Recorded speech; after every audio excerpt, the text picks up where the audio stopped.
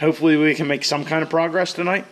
I don't know. It's been kind of shoddy here as of late.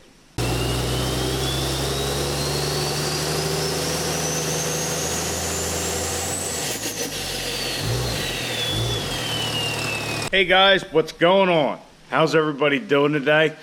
Welcome back to the garage. I'm Tom. If this is your first time stopping in and you like what I show you, please subscribe, like, and comment.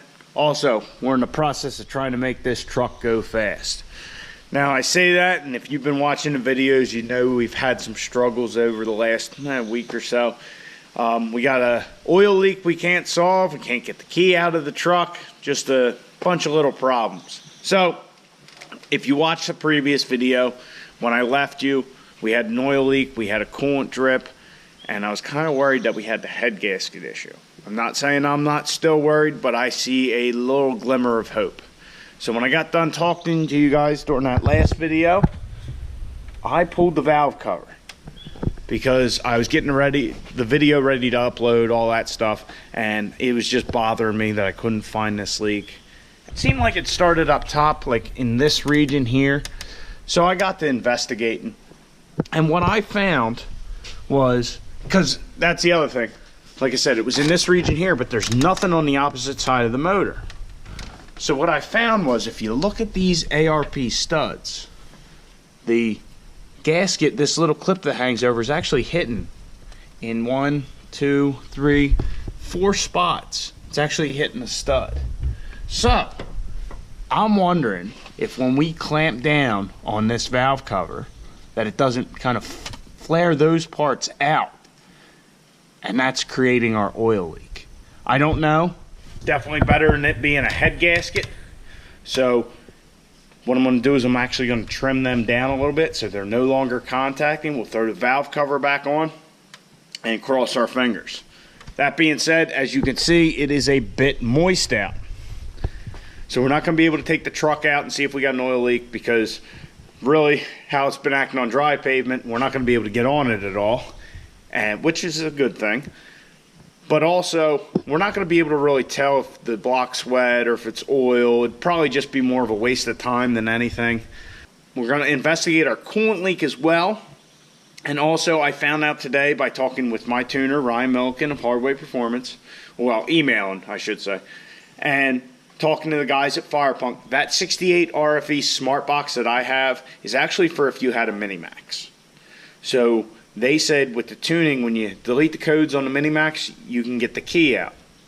On an EFI Live tune, that's not the case, and apparently nobody knows why, which kind of baffled me, because EFI Live is supposed to be the superior tuning platform compared to the Minimax, which is a little bit older.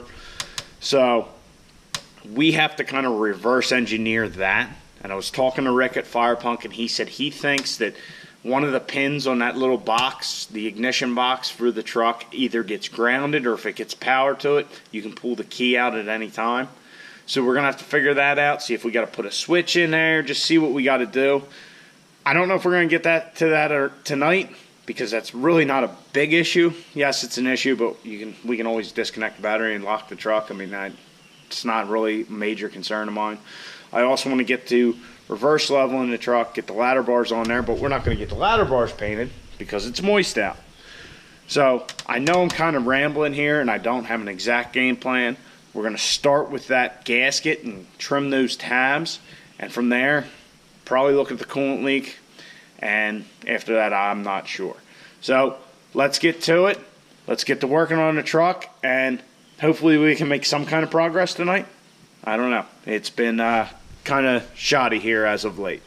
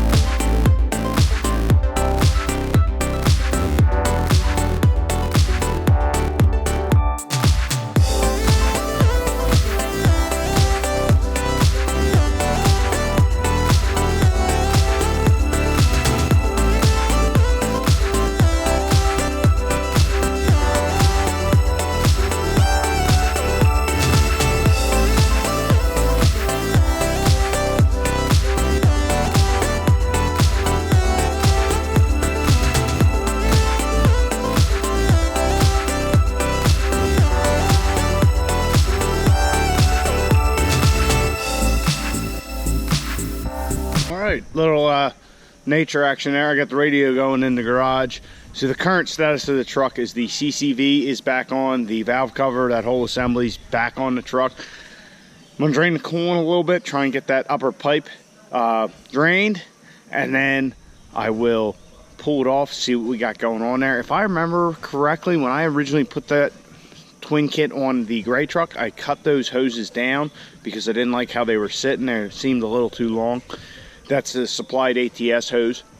So I never had any problems on the gray truck, so I don't know if that's it or if the clamp isn't tight enough, which I really doubt because I think I tightened the shit out of it. But we'll take it apart, see what we got. Maybe there's a cut or something. Hopefully we'll find some kind of indication like that of an issue. So I drained the coolant. I thought enough that this hose was empty. I was mistaken, and I got it all over the front of the motor, which isn't a big deal. It's kind of spraying there anyway. But looking at the hose, there's no real good reason why it would have been leaking. I can't see any really Mars or deformity in the hose, but there's definitely some scale on the thermostat housing, so I'd like to take this off and clean it up. Well, in thinking that, I figured, all right, the hose wasn't empty, so I got to drain this more to get it below there. Well, in doing so, our nice little setup here wasn't flowing enough for me because I always want a little more. So I undid it like another quarter turn and the valve shot out of there. Needless to say, the entire garage floor is wet. So I have another jug or two of coolant. We'll try and fill it up when we're done, but the plan right now is just to wire wheel this, clean it up, put our hose clamp back on, and hope for the best.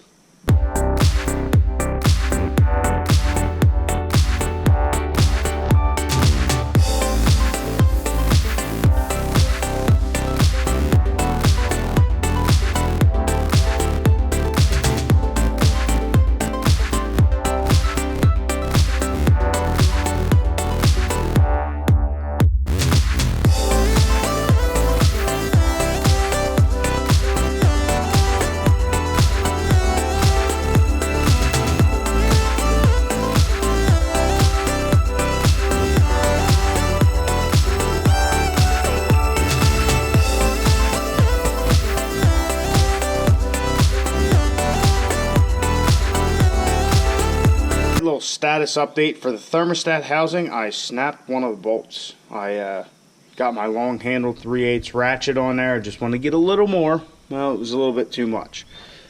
But if I thread this one in until it bottoms out, which, let me grab the gun here.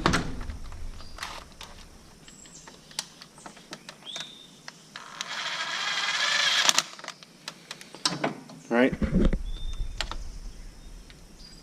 It snapped off about the same level where the bolt bottoms out. So I'm going to run to the hardware store. I'm going to get 3 bolts and try and get them like a 1/4 inch shorter so we get good crush on all our O-rings. I don't know that this is an issue of any sort other than me over torquing it, but better safe than sorry. That way, you know, we're just clamping the fuck out of this thing. We're back to our regularly scheduled program. I got 3 Allen head cap screws with 3 washers and lock washers.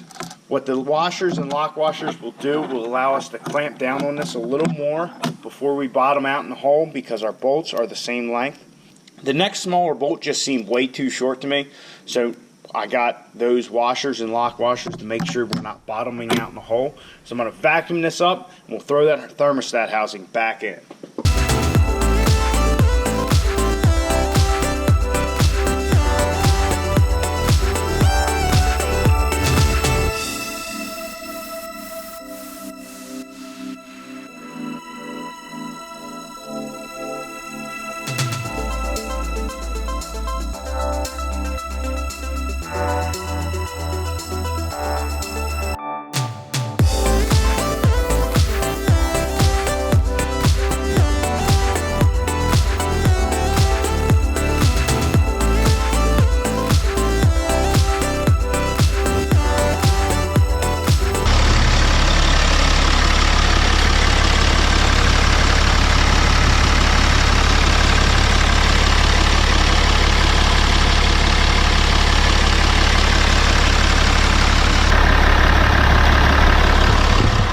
All right, guys, so as you can hear in the background, I have the truck running. I'm gonna let it warm up, check for leaks, even though we never had any leaks present, just warming it up only when we ran the truck. So I got the thermostat housing back in with the new Allen head cap screws. I also put a little pipe dope on the thermostat housing like nipple. I don't know that that will do anything, but hell, it can't hurt. So tomorrow we'll take the truck out. We'll see if we have an oil leak from fixing that gasket issue, which might not have been an issue. I don't know. Making that clearance in there, I'm hoping that was our problem, but I really don't know. So fingers crossed we have our oil and coolant problems fixed. We still have to do the rear suspension and do something with these ladder bars, but yeah, so tomorrow's going to be a key day. If we have those issues resolved, Friday's supposed to be nice. Maybe we'll get the truck to the track. If we don't have them resolved, I don't know what I'm going to try next. I honestly don't. So I know it was not the most exciting night in the garage. We didn't really install anything or do anything, you know, that creative, but we were productive. That's all that matters. So I'll catch you guys in the next video. I promise we'll get this thing to the track shortly, I swear. But until then, get out in your garage, get to working on your truck.